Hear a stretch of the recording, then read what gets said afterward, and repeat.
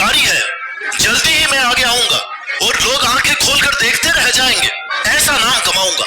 कामयाबी हासिल करने का मजा भी तभी आता है जब जमाना आपको नाकामयाब और बेकार समझता है।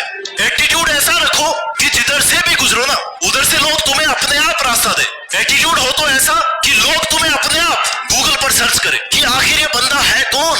Attitude is a little thing that makes a big difference. दोस्तों, आज हम एक बहुत ही खास और महत्वपूर्ण विषय पे बात करेंगे। आपका दृष्टिकोण, एक ऐसा एटीट्यूड जो तुम्हारी जिंदगी को बदल सकता है, जो तुम्हारे सपनों को साकार कर सकता है और जो तुम्हें हर मुश्किल से लड़ने की ताकत दे सकता है। क्योंकि दोस्त, तुम्हारा एटीट्यूड ही तुम्हारी काबिलियत बताता है।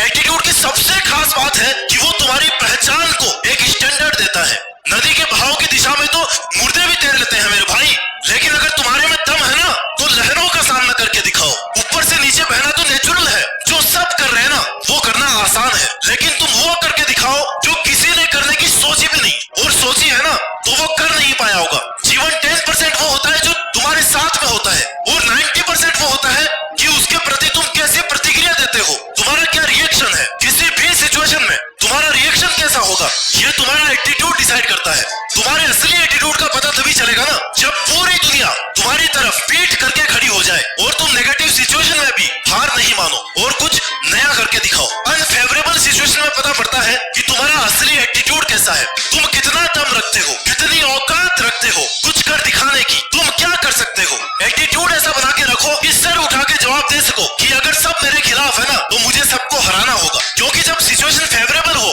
सब कुछ तुम्हारे साथ हो, तब तो तुम्हारी असली पहचान कभी नहीं हो सकती ना, तब तो तुम भाई भीड़ का हिस्सा हो ना। तुम्हारा एटीट्यूड तुम्हें भीड़ से अलग करता है। तुम्हें अपना एटीट्यूड बिल्ड करना है तो उस डायरेक्शन में मेहनत करो जिधर प्रॉब्लम चैलेंजिंग हो। महात्मा गांधी एक बहुत ही साधारण से इंसान थे जिनको ये कहकर फर्स्ट क्लास कोच से नीचे उतार दिया गया कि तुम्हारी औकात नहीं है इस कोच में बैठने की, लेकिन उनका एटीट्यूड और काम करने का तरीका ऐसा था ना कि आज वो हमारी करेंसी में छपते हैं। उन्होंने बिना हथियार के, बिना हिंसा के वो सब करके दिखाया जिनकी उस वक्त लोगों को जरूरत थी। तो तुम्हारा एटीट्यूड तुम्हारे काम करने के तरीकों से बिल्ड होता है। फ्यूचर इस बात पे डिपेंड करता है कि हम आज क्या कर रहे हैं। भीड़ में खड़ा होना आसान है, लेकिन अकेले खड़े होने के लिए ना साहस चाहिए, फिर भीड़ अपने आप तुम्हें फॉलो करेगी। तरक्कियों की दौड़ में उसी का जोर चल गया जो बना के रास्ता भीड़ से आगे निकल गया। इसलिए कैरेक्टर मत बदलो, अपना एटीट्यूड बदलो। That is a basic foundation. आसान के साथ मत खड़े रहो, मुश्किल काम हो ना तो उसको ही करो और उसको आसान बनाना सीखो। बुरे से बुरे में अच्छा ढूंढने के लिए पॉजिटिव एटीट्यूड होना चाहिए। तुम्हारा एटीट्यूड विनिंग एटीट्यूड होना चाहिए। विनर्स एटीट्यूड तुम्हें लड़ने की हिम्मत देता रहेगा। जहाँ सबको प्रॉब्लम्स दिख रही हो वहाँ तुम्हें अपॉर्चुनिटीज दिखनी चाहिए। सिचुएशन चाहे कितनी भी खराब हो उसमें अच्छी चीजें ढूंढने की कोशिश करो। गलतियां हो रही है ना तो भी उस काम को पूरा होने तक करते रहो, गलतियों से सीखते रहो। गलतियां वही लोग करते हैं जो कुछ नया करने का ट्राई कर रहे होते हैं, और कमियां वही लोग निकालते हैं जो कुछ करना नहीं चाहते, जिनसे हो नहीं पा रहा है। और तुम्हें तो बहुत बड़ा काम करना है ना, बहुत बड़ा नाम कमाने का सपना देखा था ना, तो इतना बड़ा सपना देखने वालों के लिए कोई भी चीज असंभव नहीं होती। बदलाव तभी आता है जब तुम खुद को बदलने का साहस करते हो। तुम्हें अपना एटीट्यूड ऐसा रखना है कि कैसे भी प्रॉब्लम आ जाए तुम उससे लड़ करके आगे बढ़ते रहो। ईगो नहीं बल्कि अपना एटीट्यूड बिल्ड करो, क्योंकि ईगो दिखावा है, ईगो तुम्हारी एफिशिएंसी डाउन करता है, ईगो तुम्हें रियलिटी से दूर रखता है, और एटीट्यूड पहचान है तुम्हारी जो तुम्हें रियलिटी दिखाता है कि अब और कितनी मेहनत बाकी है, अब आगे क्या करना है। मुझे ये बताओ, शेर जंगल का राजा क्यों है? वो जंगल पे राज क्यों करता है? बिकॉज उसका एटीट्यूड है राज करने वाला। वो अपने एटीट्यूड की वजह से जंगल पे राज करता है। बाकी उससे ताकतवर तो और भी जानवर है ना जंगल में, हाथी तो उससे बहुत बड़ा है, लेकिन ताकत केवल शरीर की ताकत से नहीं आती, जीतने की तैयारी के साथ आती है। असली ताकत वो होती है जब तुम कठिनाइयों से गुजरते हो और हार न मानने का फैसला करते हो। जिस दायरे में तुम रह रहे हो ना, जो दुनिया तुमने देखी है उससे बाहर निकलो, क्योंकि बाउंड्री क्रॉस करोगे ना तभी पता पड़ेगा कि अचीव करने के लिए आगे बहुत कुछ है। Don't ever stop reaching for the stars. अगर वो तुम्हारी अप्रोच से भी बाहर है ना, कोशिश तो करनी पड़ेगी भाई, छोड़ना तो नहीं है, क्योंकि कोशिश करते करते तुम पता नहीं कब वहां पहुंच जाओगे, तुम जीतने की अप्रोच तक पहुंच ही जाओगे। हम सब जानते हैं कि जिंदगी में उतार चढ़ाव आते रहते हैं। कभी कभी हम बहुत खुश होते हैं तो कभी कभी बहुत निराश होते हैं, लेकिन तुमने कभी सोचा है कि तुम्हारी सफलता का सबसे बड़ा राज क्या है? क्या वो आपकी मेहनत है, या आपका टैलेंट है, या फिर आपका एटीट्यूड है? इसका सीधा सा जवाब है वो सेक्रेट आपका एटीट्यूड है। क्योंकि मेहनत तो बहुत से लोग कर रहे हैं, तुमसे ज्यादा टैलेंट भी बहुत से लोगों के पास में है, लेकिन तुम्हारी सफलता में सबसे बड़ा रोल तुम्हारे एटीट्यूड का है। एटीट्यूड होगा ना तो टैलेंट वालों को भी तुम फेल कर दोगे, असंभव को संभव बना सकते हो,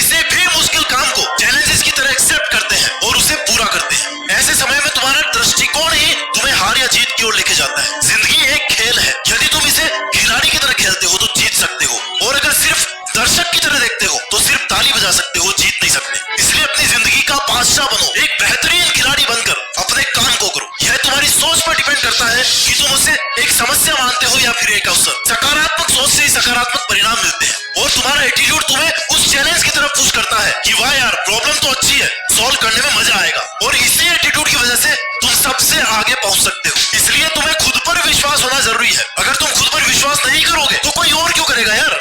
इसलिए खुद पर विश्वास करो, अपने सपनों पर विश्वास करो और यह विश्वास रखो कि तुम उन्हें पूरा कर सकते हो। कभी भी प्रयास करना छोड़ो मत, क्योंकि कभी कभी गुच्छे की आखिरी चाबी ना वो भी ताला खोल सकती है। अगर तुम लगातार प्रयास करते रहोगे तो यकीनन तुम सफलता की ऊंचाई को छू लोगे। तुम्हारा एटीट्यूड ऐसा होना चाहिए कि 100 बार 1000 बार फेल हो जाओ ना तो 1001वीं बार खुद को ये बोलो यार एक ट्राई तो और बनता है। असफलता सीखने का एक अनुभव है। माइंडसेट हमेशा ऐसा होना चाहिए कि जो मुझे आता है ना वो मैं कर लूंगा और जो मुझे नहीं आता है वो मैं सीख लूंगा, क्योंकि हम जैसा सोचते हैं वैसा ही बन जाते हैं। इसलिए खुद के लिए रेस्पेक्ट कभी कम नहीं होनी चाहिए। तुम्हारी मेहनत और तुम्हारी काबिलियत पर तुम्हें खुद हमेशा प्राउड होना चाहिए, तभी दुनिया तुम्हें सलाम ठोकेगी। और ऐसे लोगों के साथ रहना शुरू करो जिनसे तुम्हें कुछ सीखने को मिलता है, जिनके एटीट्यूड के बारे में तुम ऐसे सोचते हो कि यार ये यहाँ तक कैसे पहुंचा होगा, कितना डिटर्मिनेशन होगा इसके पास, ऐसे मुझे भी आगे जाना है। क्योंकि ऐसे लोगों के साथ से तुम्हें अपना एटीट्यूड बिल्ड करने में हेल्प मिलेगी।